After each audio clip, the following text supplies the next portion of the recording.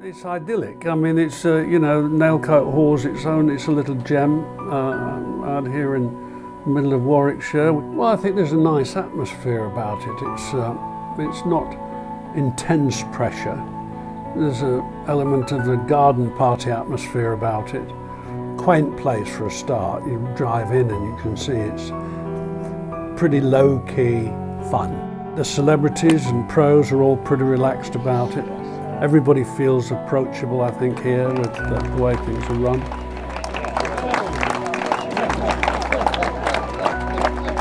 Tony, you've got to get your right hand over you. And the enthusiasm of the proprietor, Rick, is contagious. He'll not be getting much sleep this week, Rick Crestman.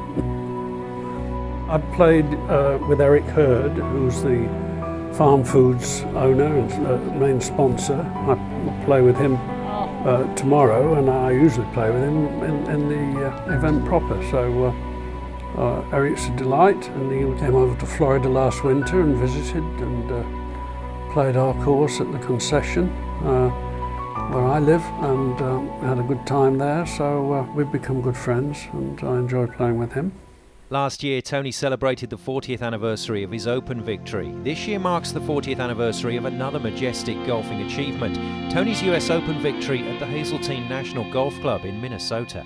It was a special time for me, obviously, because it was quite simply the best golf I played in my life that particular week, and to do it in a major championship. And I actually increased my lead every day. You know, I had a 4-shot lead going into the final day, and I knew on that basis that I needed to get it done. Otherwise, I thought I might be branded a choker, you know, and that was sort of always looming in the back. Looking back on it, it was, well, it's just as good as it gets. You know, I had a tip from Bert Yancey, who was a close friend, his older brother, Jim. A couple of days before the first round, I was frustrated with my putting, and he said, "Have you never practiced putting looking at the hole?" And I said, "What are you talking about?" And we walked over to the putting green. He said, "Go on, address the ball." I addressed it, and he said, "Now look at the hole and putt," which I started to do, you know, and I got this wonderful sensation of distance control. And I didn't look at the hole when I got on the golf course, but I had a 20-footer on the first green and got that thought process going, you know, of looking at them straight in. On the 7th hole, I hit a good shot into the 7th about 4 feet and missed it.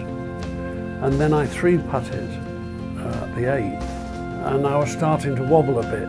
Mentally, I could feel myself, I could really feel the heat at that point.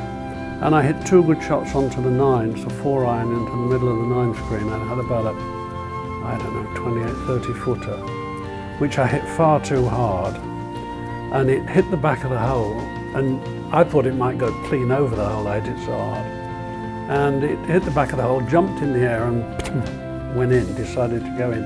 And I just felt that at that point in time, the pressure rolled off me.